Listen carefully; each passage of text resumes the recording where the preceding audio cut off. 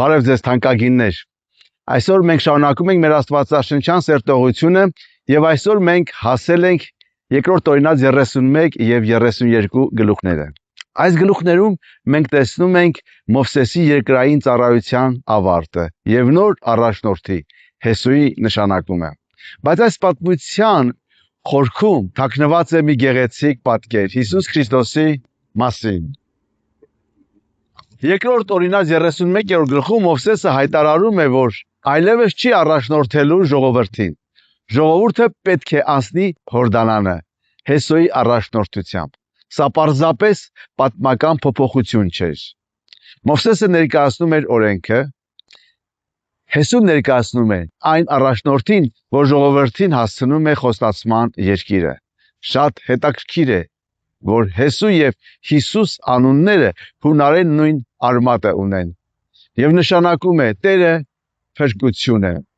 Օրենքը կարող է ցույց տալ ճանապարհը, բայց չէր կարող մարդուն մտցնել խոստման լույության մեջ։ Դա կարող էր անել միայն Հիսուս Քրիստոսը։ Հռոմեացիների 8:3-ում գրված է.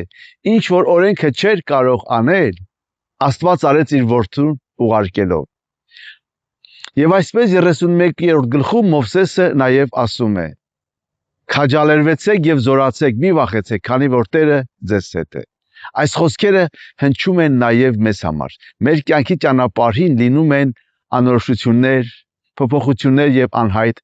ապագա, բայց Հիսուսը խոստացել է. ես ձեզ հետ եմ բոլոր օրերում, Մատթեոս 28:20-ը։ 32-րդ գլխում տեսնում ենք Մովսեսի երգը, սա գովաբանության, մարգարեության եւ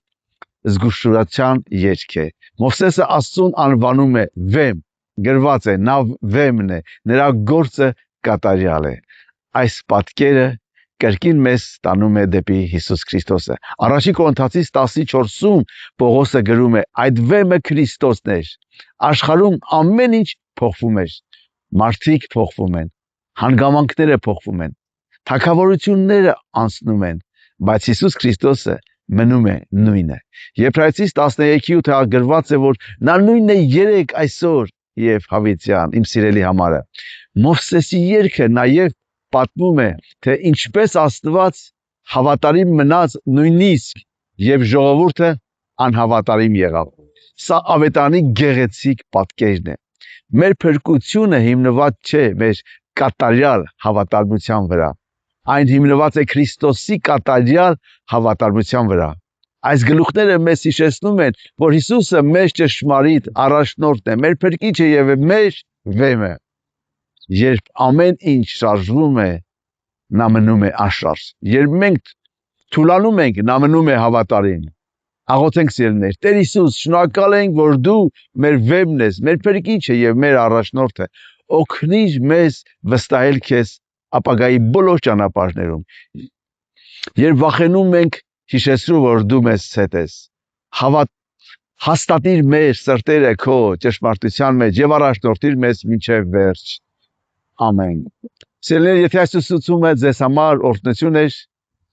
կիսվեք ձեր ընկերների հետ եւ մեկնաբանություններում գրեք, թե դուք ինչպես տեսաք Տեր Հիսուսին այս գլուխներում։ Աստված օրհնի ձեզ, Աստծո կամքով կհանդիպենք հաջորդ գլուխներում։ Եղեք օրհնված։ Ամեն։